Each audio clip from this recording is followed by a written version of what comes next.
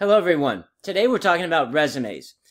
Resumes are some of the most misunderstood and also the important aspects in the career services field.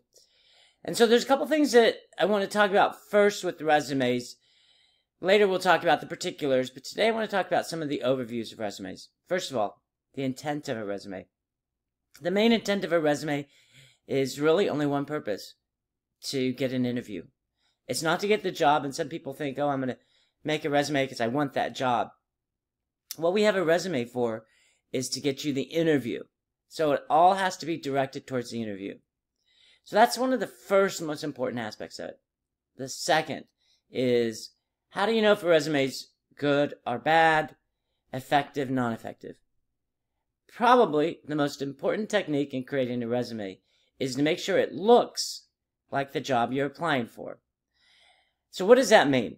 That means that resumes, when people create a resume, they often create a resume and use it for any interview that they want to go to. And that's wrong.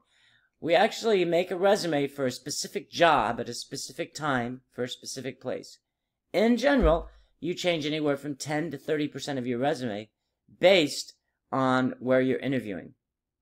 And so, the best way to do this is to look at the job announcement, the job application, the job description. And from there, create your resume to look and sound like the job that you're applying for.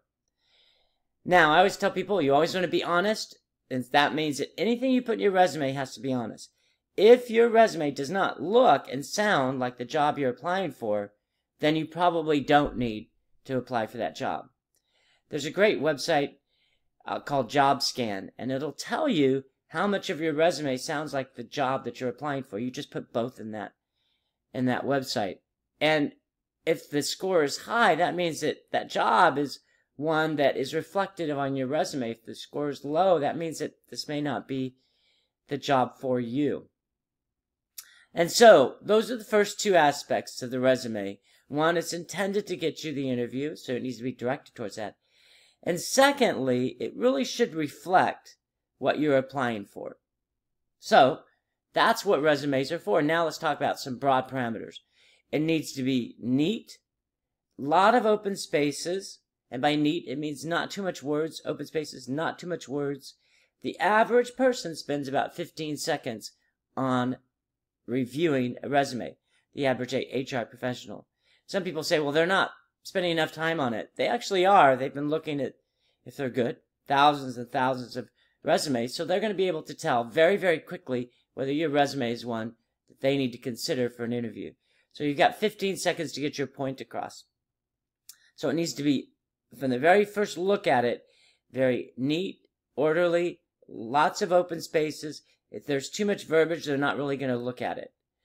And the last thing that I would say about a resume is the most important information has to be first. Again, we're talking broad parameters. The most important information has to be first. If you think your education is the most important, put it first. If you think that experience is the most important, put it first. If you think your skills are the most important, put it first. You really have to capture them. We're talking about the look of the resume first. You really have to capture them very quickly, where they will say, I need to interview that person. And so it's critical that that information that they're looking for in that job really has to be first.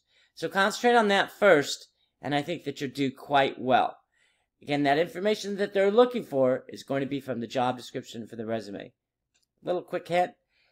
When you go to an interview for a job, remember that the questions that they're taking are also from the job description and the job announcement. So everything that we do in order to get a job has to be related to that job, of which they give us the information right off the top. Hope this helps. We're going to be talking a lot more about resumes, but I wanted to start with that. Thanks, everybody.